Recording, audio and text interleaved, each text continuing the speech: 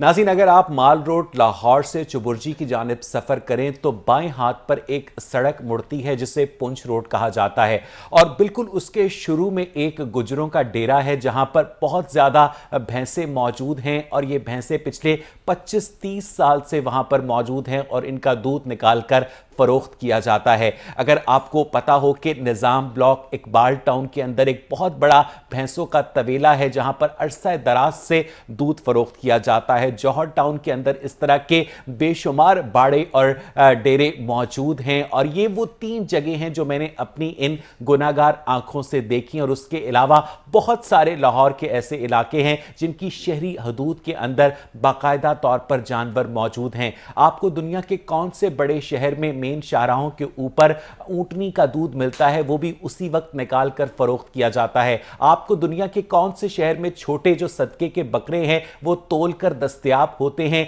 ये सब कुछ इस वक्त लाहौर शहर में इंतजामिया की नाक के नीचे हो रहा है और इन्हें पूछने वाला कोई नहीं है। उसकी वजह सिर्फ और सिर्फ यह है कि मुताल्लिका इदारों के जो अफसरान हैं उनकी मिली भगत के बगैर इस तरह की गैर कानूनी कार्रवाइयां मुमकिन नहीं है। जहां इनका हेल्थ हैजर्ड है वहीं पर इनका एनवायरमेंटल हैजर्ड भी है। इस वजह से पाकिस्तान के अंदर जब हम बात करते हैं कि सयाहत को फरोग दिया जाए तो शायद एलिवेटेड एक्सप्रेस वे बनाने से या डबल डेकर बसें चलाने से लाहौर का इमेज बेहतर नहीं होगा जब तक लाहौर की शहरी हदूद से उसूलों के मुताबिक तमाम जानवरों को निकालकर इंसानों के लिए जगह नहीं बनाई जाती। और याद रहे कि जिन जिन लोगों के शहर लाहौर में बाड़े मौजूद हैं, तवेले मौजूद हैं, वो कोई छोटे लोग नहीं हैं, वो बहुत ताकतवर लोग हैं, वो बहुत वेल कनेक्टेड हैं और इसी वजह से आज तक वो कानून के शिकंजे से निकलते आए हैं, चाहे वो मियां साहब का दौर हो या वो उस्मान बुज़दार का दौर हो। मुझे आज इस अहम मौजू पर इस प्रोग्राम में बात करनी है। मेरे साथ स्टूडियोज में मौजूद है हमारे senior correspondent Aamir Salamat. Aamir, welcome to the show. मुझे ये बताइएगा कि लाहौर की शहरी हदूद में एक अरसा दराज से इन जानवरों की मौजूदगी सबके इल्म में है। शहरी हुकूमत जो है वो तो अब चली भी गई, अब एडमिनिस्ट्रेटर के इख्तियारात डिप्टी कमिश्नर के पास चले गए, तो इनके खिलाफ कोई कार्रवाई क्यों नहीं होती? आमिर, अवैस, आप इससे पहले भी ये प्रोग्राम कर चुके हैं और ये बड़ा अहम मसला है। बीमारियां फैलती हैं मगर बदकिस्मती से आपने कहा ना ये बड़े बासर लोग हैं, ये बासर लोग नहीं हैं, ये कारोबारी लोग भी हैं। इनके किसी के साथ महीना उसके साथ तय करने के बगैर जो कि जोन का अमला लेता है, मुमकिन ही नहीं है कि वो गाय भैंसों के जो तबेले हैं वहाँ पर चल सके। आप यहाँ पर बात करते हैं, जोन का ये आपके तमाम शहर के 9 जोन है जो कि जिसको हेड करता है, जो आजकल एडमिनिस्ट्रेटर भी हैं, डिप्टी कमिश्नर लाहौर हैं उमर शेर चट्टा साहब, वो उन्होंने चार्ज लिया है। इससे पहले भी, ये आज की बात नहीं है, साल पीछे चले जाएं, ये एक नेटवर्क बढ़ता ही चला जा रहा है। ये आप गुलबर्ग में हम बैठे हैं, ये बिल्कुल साथ देख लें, ये चंद कदम के फासले पर भी बहुत बड़ा तबेला है, इसको अच्छा आप भूल गए हैं, ये पड़ा हुआ है। और माल्टन लिंक रोड पे इसकी बैक साइड पे एक चौक के अंदर इसी तरह, और इन्होंने मॉडल जो यूनियन काउंसिल्स डिक्लेयर की थी, जो कि जिसकी तादाद 40 के करीब थी, कि ये मॉडल यूनियन काउंसिल्स हैं, यहाँ पर जानवर रखे जाने पर पाबंदी आयद है। ठीक, अगर वो पाबंदी है तो कहाँ पर है? पहली बात यह है कि अफसरान काम करने को तैयार ही दिखाई नहीं दे रहे। तमाम जोन का अमला है, नहीं, ये इस अमले को जो कि रिश्वत लेता है उन लोगों के जिनको जानवरों के बाड़े हैं, इन्हें खौफ नहीं होता कि इनके अफसराने बाला इनकी सरजनिश करेंगे या ये रिश्वत का सिलसिला ऊपर तक जाता है? आमिर, अवैस, ये बड़ी मैं वाज़ह तौर पर आपको बात बता रहा हूँ, ये तलख हकीकत भी है। ये जुर्माने करते हैं कि हमने वहाँ पर रेड की, हमने 20 जानवर जब्त कर लिए और उनको 40,000 रुपये के जुर्माने आयद कर दिए। आज तक इनका आप रिकॉर्ड निकलवा लें। ये भी अगर इन्होंने जुर्माने करने होते हैं, 2-4 भैंसों पर जुर्माना आयद करते हैं, उसको पहले इतला कर देते हैं, वो आराम से अपने जानवर निकालते हैं। और यहाँ पर तो ऐसी शिकायत आई है अवैस के लोग बेचारे बिलबिला उठे हैं कि हमारा घरों से गुजरना माहौल है, इनके लिए करें, और जानवर बच्चों के लिए नुकसान, खास तौर पर रावी रोड का जो इलाका है वो बहुत ज्यादा चौक होता है। इवन देन ये आप ये बात करें, इकबाल टाउन की साइड की बात करें, जौहर टाउन में ये B2 के साथ एक बीड़ गांव है, आप वहां पर इमेजिन करें, वहां पर एक गंदगी का ऐसा आलम है ना, वहां पर LWMC जाने की जरूरत करती है, और वो गांव में धड़ल्ले के साथ पूरी नई नवेली सड़कों के ऊपर ये तमाम भैंसें गश्त करती दिखाई दे रही हैं। मैं वापस आपके पास आऊंगा। अमीन ज़की साहब मेरे साथ टेलीफोन लाइन पर मौजूद हैं, रहनुमाए पाकिस्तान तहरीक इंसाफ के। अमीन साहब, आपको मेरी आवाज़ आ रही है?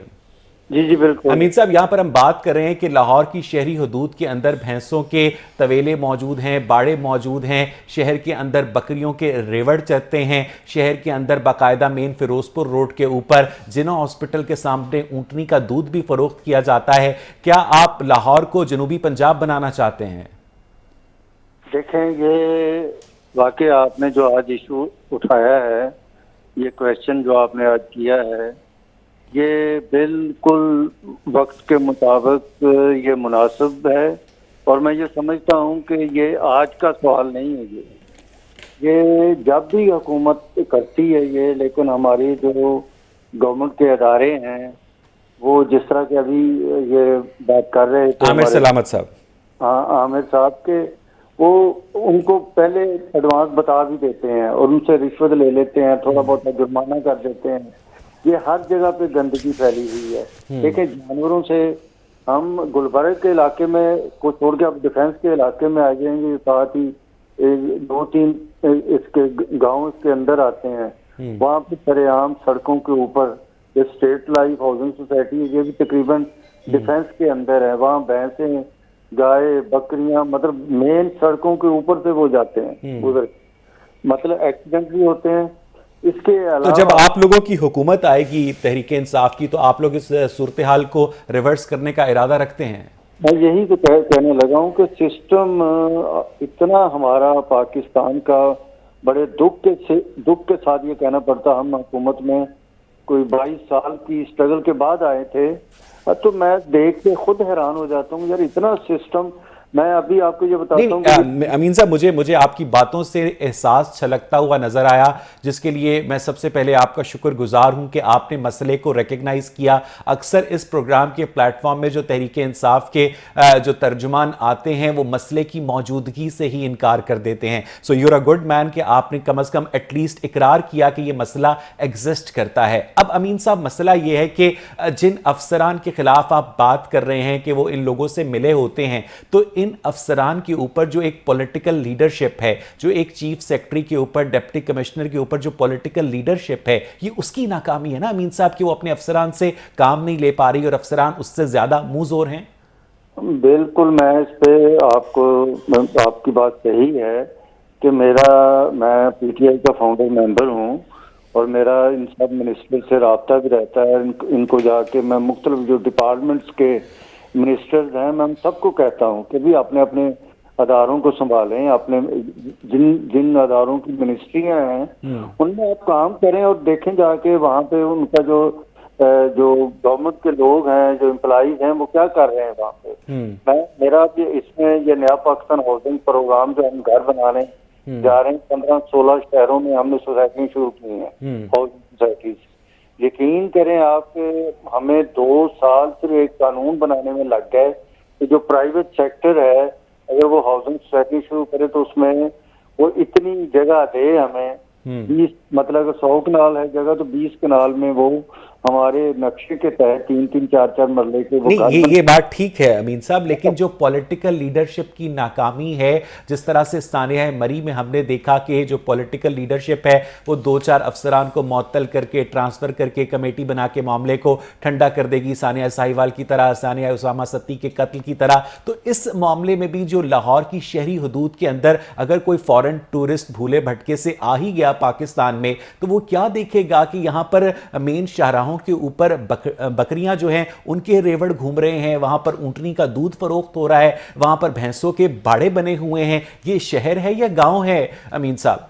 बिल्कुल, इसके ऊपर हमारे मतलब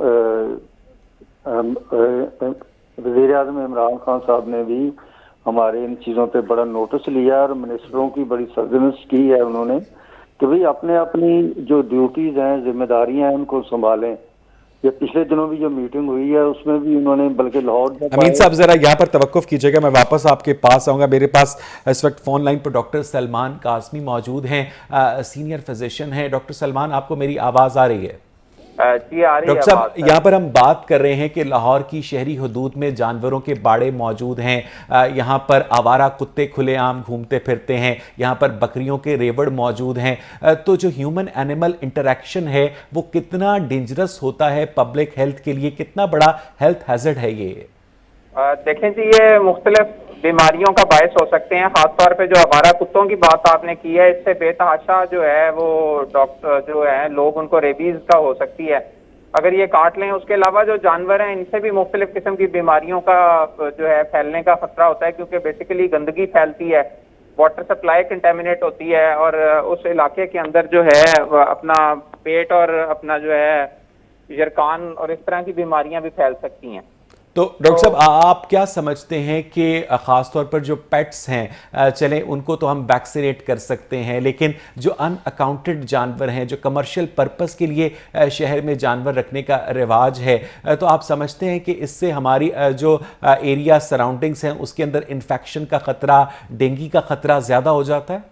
जी सर, डेफिनेटली, क्योंकि गंदगी फैलती है, काऊ डंग वहां पे गिरता है, उसके अलावा वो सफाई ठीक नहीं होती, उसके अलावा जो आपके ये जो ऊँट का दूध बेच रहे हैं सड़कों पे खड़े होकर डायरेक्ट निकाल के ऊँट, वो उससे भी बेतहाशा जो कि अनपेस्चराइज्ड मिल्क होता है, तो उससे भी पेट की बीमारियां हो सकती हैं। तो ये एक बेसिकली ये सारा एक निजाम है जो अनरेगुलेटेड चल रहा है। डॉक्टर साहब जरा यहाँ पर तवक्कुफ कीजिएगा। आमिर, मुझे ये समझ नहीं आती कि चलें जो बड़े बड़े भैंसों के बाड़े वाले हैं उनके पास तो दूध की बेतहाशा आमदनी है, लेकिन ये जो बकरियां चराने वाले जो गरीब चरवाहे हैं, ये जो ऊँटनी का दूध फरोख्त करते हैं, इनके पास तो इतना माल असबाब भी नहीं होता कि वो मुत्तल्लिका अहलकारों को रिश्वत दे सकें। उसके बावजूद इतने धड़ल्ले के साथ शहर की हदूद के अंदर ये लोग कैसे मौजूद होते हैं? आमिर, नहीं, अवैस ये मुमकिन नहीं है कि बगैर किसी को लेन देन किए वो खड़े भी हो सकें, चूँकि उनको एक फोर्स नहीं पड़ती, उसको जोन पड़ता है, उसको ट्रैफिक पुलिस पड़ती है, उसको पुलिस पड़ती है। एक्चुअली ये करते नहीं, इसका मतलब ये पुलिस को भी देते हैं, ये ट्रैफिक पुलिस को भी देते हैं, ये जोन को भी देते हैं, ये जिले इंतजामिया को भी देते हैं। एग्जैक्टली, इनका एक्चुअली ना वारदात भी और किस्म की होती है, खास तौर पर ये। तो इसका मतलब इनका असल धंधा कुछ और है। यस, ये एक्चुअली ये वारदाती ये भी हैं, और कई सारे रावी रोड वाली साइड पर जैसे होते हैं इंसिडेंट भी रिपोर्ट हुए हैं कि लोगों को एक तो इनका मिलावट का जो टूल है उसको यूज़ किया जाता है, ये वो करते हैं, और सेकेंडली वहाँ पर वारदात भी की जाती है, चूँकि वो एक वीरान सी जगह जहाँ पर अक्सर देखा होगा कि वो जिस जगह पर खड़े होते हैं वो आइडेंटिफाई करते हैं ऐसी जगह जहाँ पर कुछ आने जाने वाले कम लोग हों। अगर कहाँ पर कोई खड़ा भी है तो ये इस किस्म के एलिमेंट मौजूद वहाँ पर मौजूद देखने। अच्छा, इस प्रोग्राम को करने से पहले आमिर, मेरी एक शख्स से बात हो रही थी इस टॉपिक के हवाले से, तो उसने दावा किया कि चूंकि शहर में कब्जा माफिया बहुत एक्टिव है, इसलिए ख़ास तौर पर जो खाली प्लॉट्स होते हैं उनमें मालिकान तरजीह देते हैं कि या तो झोंपड़ी वाले आ जाएं या ये कोई वहाँ पर बाड़ा बन जाए ताकि वो जगह सिक्योर हो जाए। क्या ऐसा होता है? ऐसा बिल्कुल होता है, चूँकि ऐसे लोगों को निकालना, देखें जब जाके आप लोगों को तो निकाल लेते हैं, इन जानवरों को वहाँ से क्लियर करना, और इसी तरह के लोग, इसी तरह ऊँट वाले और ये भैंस बकरियाँ चराने वाले, ये बाड़े बनाने वाले ये लोग, और अक्सर देखा होगा जो मंचे बम का ऑपरेशन हुआ है वहाँ पर मोस्टली बाड़े बने हुए थे, ज़्यादा वहाँ पर फर्नीचर का और वहाँ पर बाड़े बने थे, ताकि लोगों को फैसिलिटेट भी किया जा रहा था कि भी लोगों की सहूलत के लिए यहाँ पर लगे हैं, और लोग वहाँ पर फिर इनको हमने देखा है जब वो किया ऑपरेशन उन्होंने सारा क्लीन कर दिया। मगर बदकिस्मती से जो अफसरान हैं अवैस, वो बड़ी एक ताजुब की बात है, सारे जूनियर अफसरान को बड़ी पोस्टें दी गई हैं। हमारे डीसी साहब भी 18वें ग्रेड के हैं, 19वीं की सीट पर बैठे हैं, मगर बदकिस्मती से ऐसे इश्यूज़ को देखना चाहिए। आप मेट्रोपॉलिटन सिटी इसको अगर कहते हैं तो उसको दिखाने के लिए इतनी मतलब खूबसूरती, ब्यूटिफिकेशन, अब लाहौर की एक तरफ हम बात करते हैं और मॉडल सिटी बनाने के हवाले से बात करते हैं, और मैं तो ये सोच के हैरान हूं अमीन ज़की साहब कि अगर लाहौर शहर का, जिसे पाकिस्तान का दिल कहा जाता है, जो पाकिस्तान का दूसरा बड़ा शहर है, उसका ये हाल है, तो पाकिस्तान के जो दीगर शहर हैं जहां पर मीडिया की आंख भी कम जाती है, तो वहां पर क्या हाल होगा अमीन साहब? इन वजह जो इसकी काज है हमारी इस बुराई की, वो सबसे बड़ी जो बुराई है ना वो है रिश्वत, करप्शन। यहाँ हमारे मुल्क के अंदर हर बंदा जिसका जहाँ पे दाव लगता है वो लगा रहा है। हमारा पाकिस्तान क्यों बांग्लादेश से भी पीछे रह गया, क्योंकि हमारे अंदर करप्शन सरायत कर चुकी है। हमारी यहाँ भर्तियां पुलिस की, जिस तरह अभी आमिर साहब भी बता रहे थे, 18वें 19 स्केल का डीसी है उसको डीसी लगा दिया गया है। इस तरह और हमारे जो प्रॉब्लम है, इसलिए ये रिश्वत नहीं, अगर इन तमाम भैंसों को नून लीग से इनका ताल्लुक साबित कर दिया जाए तो इन्हें नैब तो ले जाएगी ना फिर? नहीं, मैं तो देखें, आप हमारे जो मिनिस्टर या कोई इस तरह की बात, हर बात वो नून लीग पे या पीपल्स पार्टी पे लगाते हैं। मैंने यहाँ पे एक बात भी नहीं की।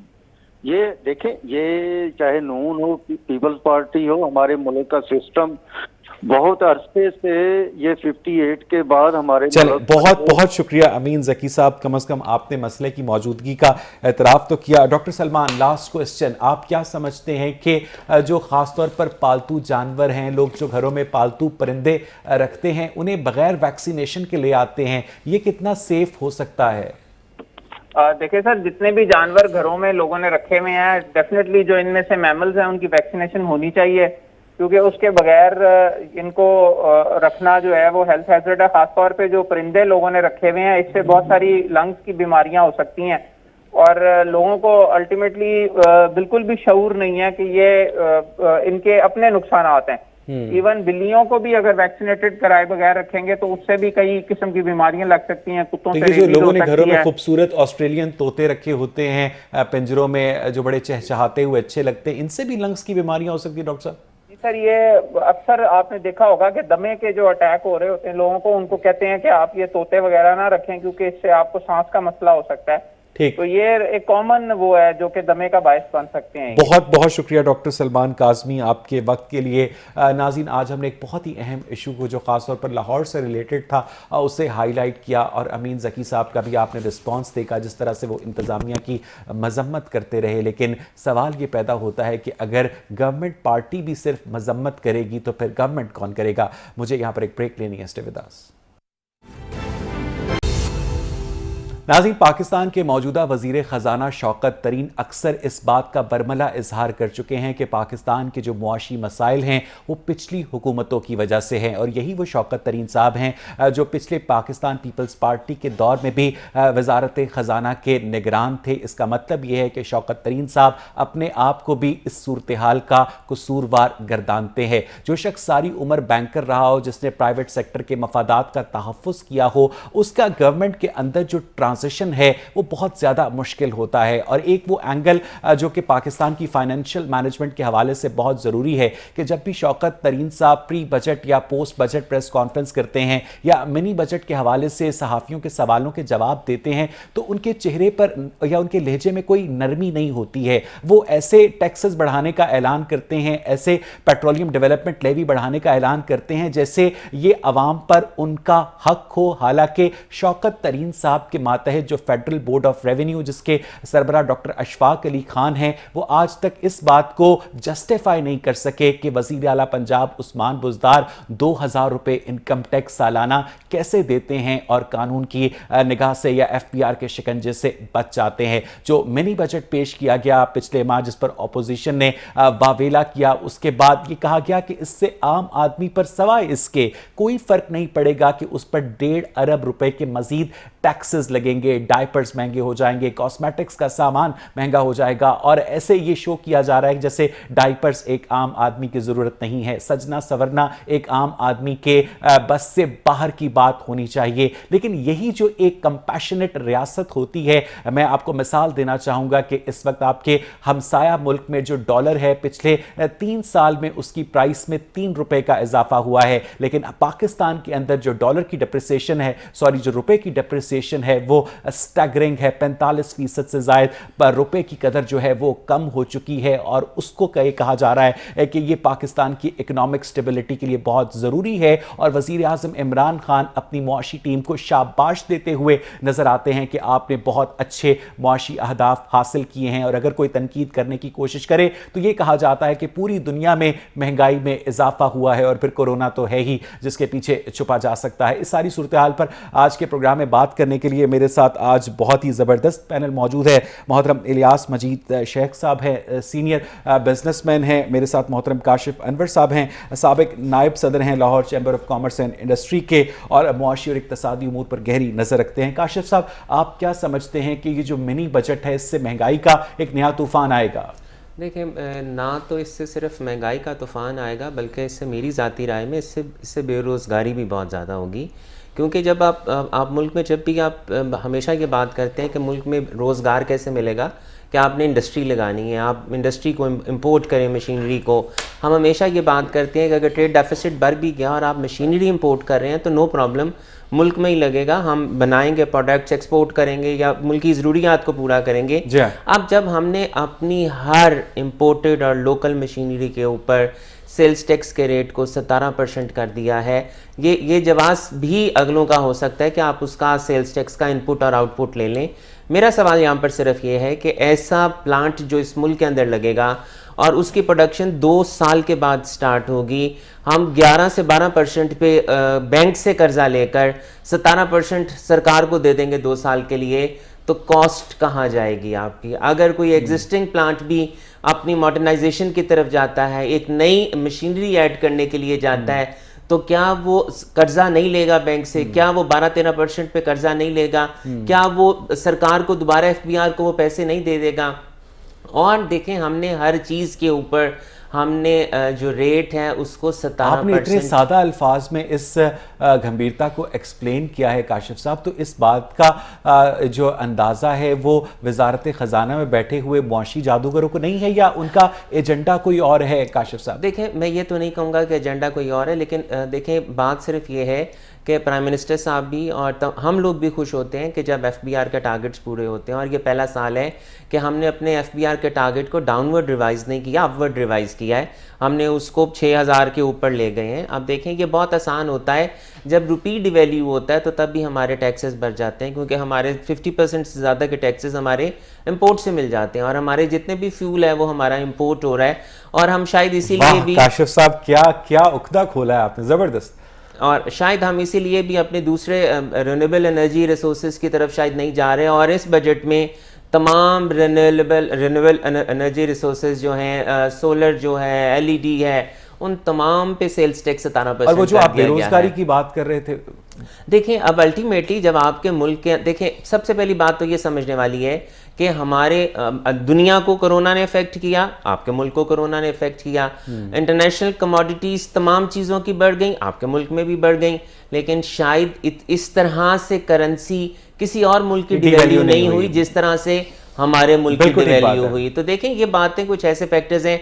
अब अल्टीमेटली अगर हमें अपनी इंडस्ट्री को, अगर हम चाहते थे सपोर्ट करना, तो फिर हमें अपने इंटरेस्ट रेट को नहीं बढ़ाना चाहिए था। हमने ये, अगर हमें पता है कि अगर महंगाई हो रही है पूरी दुनिया में और हमारे मुल्क में भी हो रही है, बेरोजगारी भी हुई है, लोगों ने अपने कारोबार भी बंद किए हैं, नौकरियां भी छोड़ी हैं, सबके मुश्किल हालात। मैं वापस आता हूं काशिफ साहब आपके पास। इलियास साहब, पिछले दिनों वज़ीर आज़म इमरान खान ने ट्वीट किया कि सरमायादारों के मुनाफे में इजाफा हुआ है और उन्हें इस मुनाफे में अपने मुलाजमीन को शेयर देना चाहिए। क्या वाकई ऐसा है कि जब आपका ग्रोथ रेट असल में नेगेटिव से जाके आर्टिफिशियली ऊपर दिखाया जाए, लोग बेरोजगार हो रहे हों, हम लंगर खाने खोल रहे हों, हम उनको मुसाफिर खाने खोल रहे हों, तो ऐसे में वाकई जो हमारे बिजनेसमैन हैं उनके मुनाफे में इजाफा हुआ है? क्योंकि काशिफ साहब की पिक्चर से तो ऐसा नहीं लगता। इलियास साहब, वैसा बोलने से कोई ऐसा अभी तक कंप्यूटर नहीं आया जो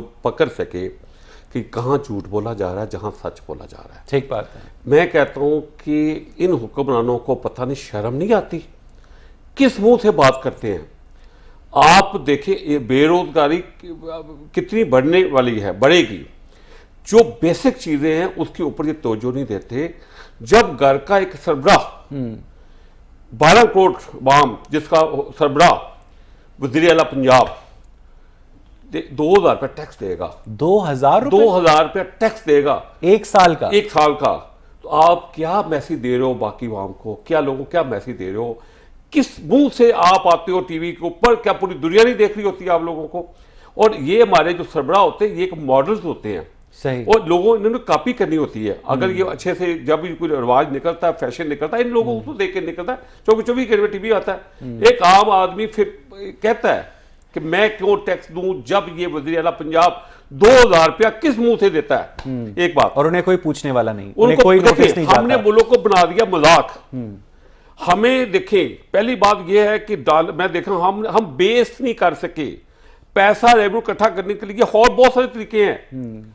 आप नजर तो रहो, अपनी आंखों में एनके तो लगाओ, आपको नजर आए कि कहां कहां किया जा सकता है। मैं छोटी मिसाल देता हूं, हमने सिर्फ एक ही बात रखी हुई है कि बिजनेसमैनों को निचोड़ लो, बिजनेसमैनों को निचोड़ लो। और भाई कहीं बाहर भी निकलो, दुनिया कहाँ पहुंच गई है। स्विट्जरलैंड आपके नॉर्दर्न एरिया से छोटा सा मुल्क है, $70 अरब टूरिज्म से कमाता है। वो भी आप किधर हो? हमसे तो मरी अल्लाह ताला ने देखे बात सुने, मैं उसमें लंबी बात चली जाएगी। और आप स्विट्जरलैंड से कितने बड़े हो, आपने अल्लाह ने आपको झीलें दी, क्या खूबसूरत जगह दी है। और भाई आप ना कुछ करते हो ना कुछ करने देते हो, आप खुद तो कुछ कर नहीं, आप पॉलिसी बनाओ, लोगों को इनवाइट करो, कॉम्प्लीट करो। दुनिया कहाँ पहुंच गई है, हम बेसिक चीजों में लगे हुए हैं। एक और बात, जो नेट है, जो बिजनेस आप टैक्स बनाना चाहते हो, पहले था 7,93,000 पिछली गवर्नमेंट में, जब मियां नवाज शरीफ की गवर्नमेंट के पीछे थी। अब इन्होंने बड़ी मेहरबानी की, 14 लाख कर लिया। हम जिनको बद्दू बोलते हैं अरबियों को, और भाई जिस पूरी दुनिया में, और यार आप लोगों को इतनी अक्ल नहीं है, इतनी समझ नहीं है। मुझे वैसा बोलना इससे दुख होता है, मैं मुहब्बे वतन हूं, मुझे दुख होता है कि इनकी आंखों में पट्टी बांधी हुई है।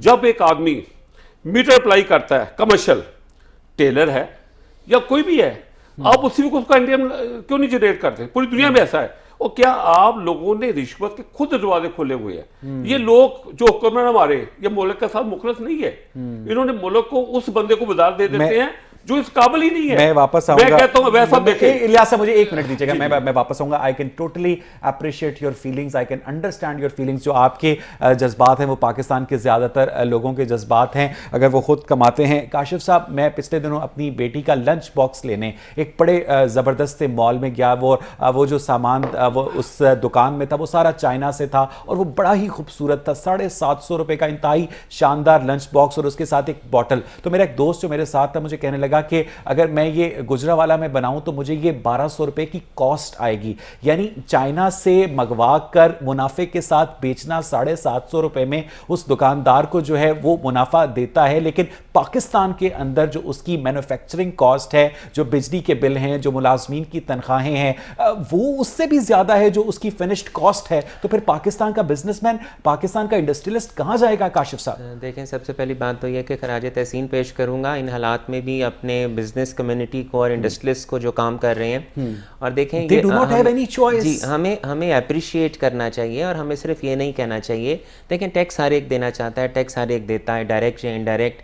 सवाल एक सिर्फ ये किया जाता है, और मैं भी आपके चैनल के प्लेटफॉर्म से एक सवाल ये ज़रूर करूँगा कि सवाए कम विद होल्डिंग्स के एक टैक्स पेयर को क्या बेनिफिट मिलता है? कोई बेनिफिट नहीं मिलता, सिर्फ कम विद होल्डिंग्स के। अगर हम सिर्फ इस बात से कन्विंस करें कि आप इस मुल्क के अंदर इन्वेस्टमेंट करें, आप टैक्स ज़्यादा दें, देखें जो टैक्स ज़्यादा देता है और जो टैक्स कम देता है उसमें फ़र्क क्या है? क्या आपने उसको कोई ऐसा फ़ायदा दिया है जो टैक्स ज़्यादा दे रहा है? अब मैं छोटी सी एक मिसाल दूंगा। हमारे रिटेलर्स हैं, आप उन रिटेलर्स को लाना चाह रहे हैं कि आप जी अपने आप को POS इंटीग्रेट कराएं। ओ भाई, एक जो चार्टर्ड अकाउंटेंट है वो IRS की रिटर्न कंप्यूटर के ऊपर बैठकर नया चार्टर्ड अकाउंटेंट नहीं फिल कर सकता। आप एक आम रिटेलर से कैसे एक्सपेक्ट करते हैं कि वो सेल्स टैक्स के निज़ाम को समझे? पढ़े लिखे लोग सेल्स टैक्स के निज़ाम को नहीं समझते। और इस बजट देखें, हम इससे पहले ये कहते थे कि 1000 स्क्वायर फुट के एरिया का सेल्स टैक्स से कोई ताल्लुक नहीं है। ये ज़रूरी नहीं है कि अगर आपका 1000 स्क्वायर फुट है तो आपकी सेल्स भी ज़्यादा होंगी और आप पे सेल्स टैक्स भी लगेगा। अब इस बजट में ये भी कहा गया है, 2 सेक्शंस हैं 236G और 236H, कि अगर किसी ने रिटेलर ने और किसी डिस्ट्रीब्यूटर ने अगर अपना इनकम टैक्स भी कटवाया होगा तो हम उसको भी Tier 1 के अंदर ले आएंगे, हम उसको भी सेल्स टैक्स में ले आएंगे। तो हम ऐसे इकदाम करते हैं कि जो लोग अपना टैक्स कटवाते हैं, जो डिडक्ट जिनका टैक्स होता है, हम उनको डिस्करेज करते हैं कि आप टैक्स ना कटवाएं। इसके बाद से जब से ये बजट आया है, लोगों ने ये सोचना शुरू कर दिया है कि हम विद होल्डिंग्स जो हैं उन विद होल्डिंग्स के ऊपर अपनी डिडक्शंस को कम करवाना शुरू कर दें। ये बड़ा ही इंपॉर्टेंट नुक्ता है। अशरफ मेहताब मेरे साथ सीनियर कॉरेस्पॉन्डेंट हैं इकोनॉमिक अफेयर्स के लाहौर रंग के। अशरफ मेहताब, आपको मेरी आवाज आ रही है? जी, यहाँ पर काशिफ अनवर साहब बात कर रहे हैं कि टैक्स ना देने वाले और टैक्स देने वाले, जो टैक्स देते हैं उन्हें कोई इंसेंटिव नहीं है, उन्हें उनकी कोई इज्जत नहीं है उस तरीके से। तो फिर लोगों को किस तरह से इंकरेजमेंट होगी अशरफ मेहताब की वो टैक्स नेट में आए? जी देखिए, इनके मशीर थे साबिक सेक्रेटरी फाइनेंस थे वकार मसूद साहब। वो जब थे तो उन्होंने कहा था कि हमने 35 लाख लोगों को ट्रेस कर लिया, नए जो टैक्स नहीं देते उनकी सारा डाटा हमारे पास आ गया। उनके वो जो बैरून मुल्क ट्रेवल करते हैं, उनके बच्चे कहाँ पढ़ते हैं, वो उनका लाइफस्टाइल क्या है। तो होना तो ये चाहिए था कि ये 1 अरब की खातर जो है IMF का है, वो उनमें से अगर ये 5 लाख लोगों को भी कैटर कर लेते 1 साल के अंदर, तो ये शायद हो सकता है कि उनसे ज्यादा पैसे ले लेते। और हालांकि HSN कॉलेज या लॉरेंस कॉलेज पे जो पढ़ने वाले बच्चे हैं, उनके वालिदैन जो फीसें देते हैं, अगर उनका सिर्फ टैक्स को कंपेयर कर लिया जाए तो एक बड़ी ही ग्रिम पिक्चर सामने आएगी। अशरफ, आप ये बात करते हैं, आपको मैं ये बता दूं, ये मेरी तो आंखें खुलती है सारा कुछ देख के। मैं चाहता हूं आप भी इस पे थोड़ा सा सोचें और आवाम भी सोचे। अब मुल्क पाकिस्तान में इनकम टैक्स जो देते हैं, जो इनकम टैक्स डायरेक्ट टैक्स है, जो एटसोर्स कटता है, वो तकरीबन 70 अरब से ज्यादा नहीं है। सितम जरीफी है। और जो जनरल सेल टैक्स है, आप अंदाजा लगा लें कि वो उससे कई हजार गुना ज्यादा है। तो अब ये मैं थोड़ा सा अगर टाइम दे तो मैं आपको थोड़ा सा बता देता हूं कि किन किन चीजों से क्या क्या टैक्स लगने जा रहा है, कितना था। मोबाइल फोन पे यकसा 17% सेल टैक्स होगा, सोने चांदी पे 1% टैक्स था, अब 17% होगा। आयल सीड जो हम बाहर से आयल बरामद करते हैं, उसका जो सीड आता था उसमें 5% था, 17% लगाएंगे। माइनिंग की मशीनरी पे 17% टैक्स होगा। परचून फरोज जो है उन पे 10% से बढ़ा के 17%। अब सैशे के अंदर जो अशिया आती है कितनी वो महंगी होगी, 8% से बढ़ा के 17%। इसी तरह माचिस की डिब्बी, मेरा नहीं ख्याल कोई ये जितने भी बड़े ये अमीर लोग हैं उन्होंने कभी आज तक कोई अच्छा होगा माचिस देखी हुई होगी। ये प्योरली गरीब की जरूरत है, इसके ऊपर भी लगा रहे हैं। दूध, दही और जो बाहर से बच्चों के लिए दूध आता है उस पर भी लगा रहे हैं। लेकिन शौकत तरीन साहब तो कहते हैं कि इस मिनी बजट से गरीब पर कोई असर नहीं पड़ेगा, क्योंकि वो खुद गरीब नहीं है ना, इसलिए। मैं अशरफ साहब जरा यहाँ पर तवक्कुफ कीजिएगा। इलियास साहब, जिस तरह से अशरफ साहब बता रहे हैं, इन छोटी छोटी चीज़ों के ऊपर भी टैक्स लगाकर गवर्नमेंट कहती है कि लोग टैक्स नहीं देते, हालांकि पाकिस्तान उन ममालिक में शामिल है जहां पर दुनिया में सबसे ज्यादा इनडायरेक्ट टैक्सेशन है। इलियास साहब, वैसा जी बात हो रही थी महंगाई की, मैं समझता हूँ इससे तूफान छोटा रास्ता है। पहली दफ़ा मैंने देखा है कि किसी मुल्क में ये आटे के ऊपर उन्होंने टैक्स लगा दिया है, बेकरी के प्रोडक्ट के ऊपर लगा दिया है। बच्चों को जब डॉक्टर एक लिख के देता है कि आपके बच्चों को नशोनुमा के लिए फलाना दूध चाहिए, तो डॉक्टर के उसके लेने जाता है तो उसके ऊपर टैक्स लगा दिया है। ठीक बात है, बिल्कुल ठीक बात। और इससे ये कुछ छोटी बात है।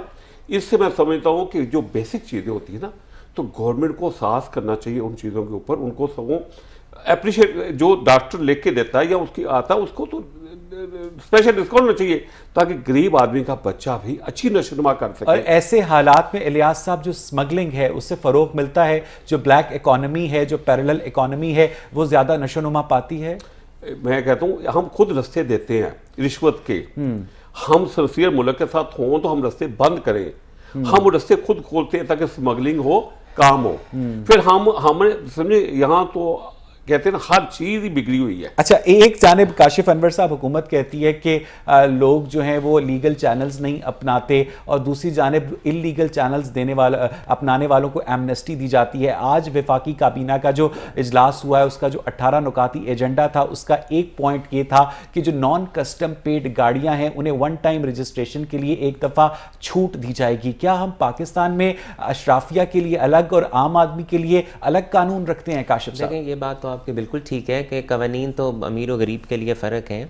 और जहाँ तक एमनेस्टी की बात है, मैं ज़ाती तौर पे एमनेस्टीज़ के हक़ में हूँ। देखें, बात यह है क्योंकि हमारा सिस्टम इससे पहले ऐसे चल रहा था कि चीज़ें डॉक्यूमेंटेड नहीं थी। लेकिन मैं आप ही के प्रोग्राम पे बैठ के एक बात यहाँ करना चाहूँगा कि देखें, अब हालात पहले जैसे नहीं रहे। अगर हम अपनी वेल्थ स्टेटमेंट्स को, अपने रिटर्न्स को अगर हम नहीं रिकनसाइल करेंगे तो आने वाले दिनों में, आने वाले कुछ सालों में हम काम नहीं कर सकेंगे। So today is the need of that कि हम एक ऐसी जनरल एमनेस्टी दें जिसमें ऐसा जितना पैसा जो इस वक्त इकोनॉमी के बाहर है। देखें, एक बात समझने वाली है कि हम हमेशा पैरेलल इकोनॉमी, आपकी वाइट इकोनॉमी को सपोर्ट करती है, और हमने अपने सिस्टम्स को इतना इंटीग्रेट, इतना अपग्रेड और सिस्टमाइज कर लिया है कि अब वो पैसा जो आपके इस वक्त इकोनॉमी में नहीं आएगा वो ज़ाया हो जाएगा। तो इंस्पाइट के वो पैसा आपके मुल्क से बाहर चला जाए, वो पैसा ज़ाया हो जाए, उस पैसे को अपनी इकोनॉमी के लिए अंदर लेकर आएँ। देखें, इसके बाद FATF के कवानीन इतने सख्त आ गए हैं, बेनामी के कवानीन इतने सख्त आ गए हैं। हमें उस पैसे की ज़रूरत है। वो पैसा जब आपके मुल्क के अंदर आएगा तो अल्टीमेटली वो कंस्ट्रक्शन में लगेगा, अल्टीमेटली वो रियल स्टेट में लगेगा, अल्टीमेटली उस पैसे का जायज़ इस्तेमाल होगा।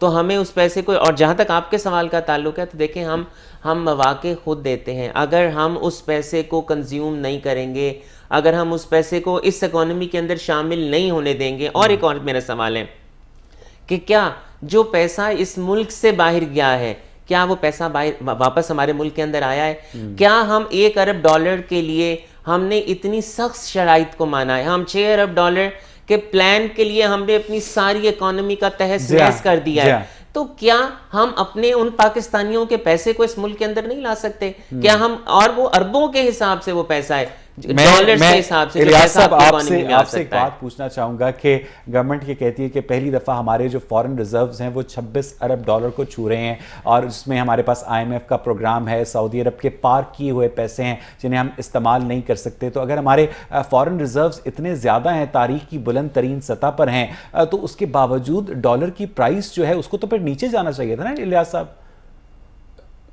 वह सब इसके बारे ये है कि गवर्नमेंट है ना, पहले जैसे मैंने बात किया कि कुछ डॉक्यूमेंट्री जो चीज़ें हैं ना वो इतनी ज़्यादा पेश नहीं करती। मैं मानता हूँ कि रिजर्व बहुत ज़्यादा हुए, लेकिन फिर डॉलर बात ठीक है, नीचे रेट आना चाहिए। फिर हमें जो ओवरसीज़ हैं, ओवरसीज़ के लिए भी हम जैसे बात की, काशिफ अनवर साहब ने बहुत अच्छी बात की कि हम टैक्स पेयर को, नान देने वालों को बराबर रखते हैं। हम सिर्फ ओवरसीज को रिस्पेक्ट देना शुरू कर दें, उनके मामला देखना शुरू कर दिए, फिर देखिए कि आपकी कितनी सरमायाकारी आती है बाहर से। मैंने जो आते एक बात की कि हम बेसिक चीज़ों को बना लेना, कुछ कर लें कि हमने ओवरसीज को इतनी इन्वेस्टमेंट करानी है और लोकल बिजनेसमैनों को हमने इस तरह अप्रिशिएट करना है। आप कुछ मुल्क के अंदर जो अमनो अमान के हालात हैं, जो इंफ्रास्ट्रक्चर है, जो फ्यूल प्राइस है, ऐसे में कोई फॉरेन इन्वेस्टर क्यों पाकिस्तान का रुख करेगा जब कराची वाले जो है अपनी गारमेंट्स फैक्ट्रियां ढाका में शिफ्ट कर रहे हैं? बिल्कुल नहीं करेगा। कब कर रहा है? पाकिस्तानी खुद सरमाया का चेक कर ले, आपके जितना आपका कीमती सरमाया है, सरमाया से मुराद आपका बैरोक्रेट जो पड़ा लिया है, वो यहाँ से इस्तीफे दे के बाहर शिफ्ट हो जाता है।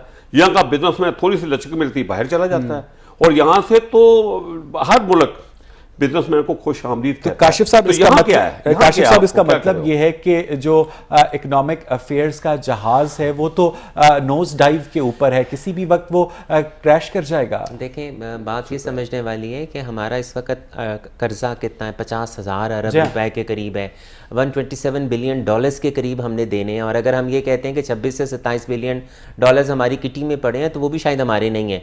तो देखें, अगर हम अपने अखराजात को बढ़ाते जाएंगे, मैं फिर वो एक बात रिपीट करूंगा कि मैं ज़ाती तौर पे ट्रेड डेफिसिट से नहीं डरता, लेकिन मैं बजट डेफिसिट से ज़रूर डरता हूँ। अगर आपके पास पैसे नहीं हैं तो क्या हमने अपने अखराजात पे कट लगाया है? हमने अपने अखराजात पे तो कट नहीं लगाया। देखें, अपनी मशीनरी इंपोर्ट करने में कोई हर्ज नहीं है, उससे आके यहाँ पर आप रिजर्वॉयर्स बनाएं, आप यहाँ पर डैम्स बनाएं, आप यहाँ पर इंडस्ट्रियल पैकेजेस, पार्क्स बनवाएं, जो मर्जी करें। लेकिन देखें, अगर हम ऐसे कर्जे लेकर हम ऐसी जगहों पे लगा देंगे कि अगर हम उनसे सिर्फ सड़कें बना देंगे, सिर्फ हम हाईवेज और मोटरवेज बना देंगे, मैं ज़ाती तौर पे ये कहता हूँ कि कर्जा लेने में बुराई नहीं है, लेकिन ऐसी जगह पे लगाएं कि वो अपना कर्जा खुद पूरा कर सके, अपनी इनकम खुद जनरेट करे। तो देखें, अगर हम अपने कर्जे को कम नहीं करेंगे, अगर हम अपनी एक्सपोर्ट्स को कम नहीं बढ़ाएंगे, और हमारी एक्सपोर्ट्स ऐसे नहीं बढ़ सकती जब तक कि हम अपने जो यहाँ पर हमारा सनतकार है, हम उसको जो कॉस्ट ऑफ डूइंग बिजनेस है, जब तक उसको रिड्यूस नहीं करेंगे, जब तक हम अपने इंप्रेशन को बेहतर नहीं करेंगे। जब देखें, हमारा जब डॉलर था वो रुपये अगेंस्ट डॉलर 100 रुपए के करीब था, हम तो तब कम्पीट नहीं करते थे। आज 180 के करीब है, हम कैसे कम्पीट कर सकते हैं इंटरनेशनल मार्केट में? साहब, काश मेरे पास ज्यादा वक्त होता। इलियास मजीद शेख साहब, बहुत दिल से बातें की आपने। अशरफ मेहताब, आपका भी बहुत शुक्रिया। नाज़रीन, मुझे यहाँ पर एक ब्रेक लेनी है, स्टे विद अस।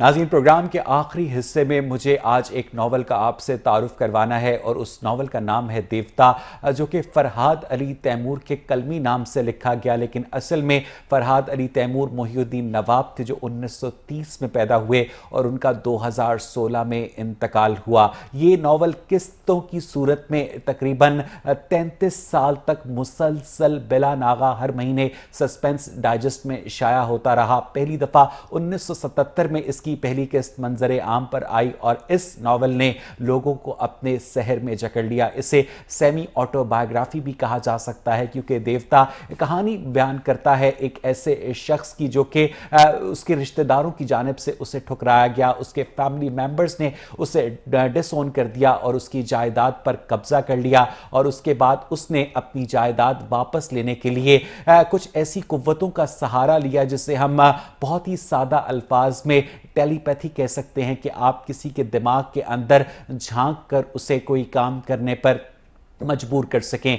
इस नावल के अंदर जिस तरह से पाकिस्तान के अलावा दीगर मुल्कों की सकाफत को, रिवायात को, किरदारों की बाहमी इंटरेक्शन को, ज़बान की नुदरत को समोया गया है, वो उर्दू के कायरीन के लिए एक बहुत बड़ा तोहफ़ा है। और उससे भी बड़ा तोहफ़ा ये है कि ये नावल किस्तों में तो ज़रूर छपा, लेकिन अब ये बाकायदा किताबी सूरत में भी शाया हो चुका है। और 1977 से लेकर आज तक जो उर्दू का कारी है वो मोहिउद्दीन नवाब का शुक्रगुजार है, जिसने उन्हें देवता जैसा एक बड़ा तोहफा दिया। आज का प्रोग्राम देखने के लिए शुक्रिया।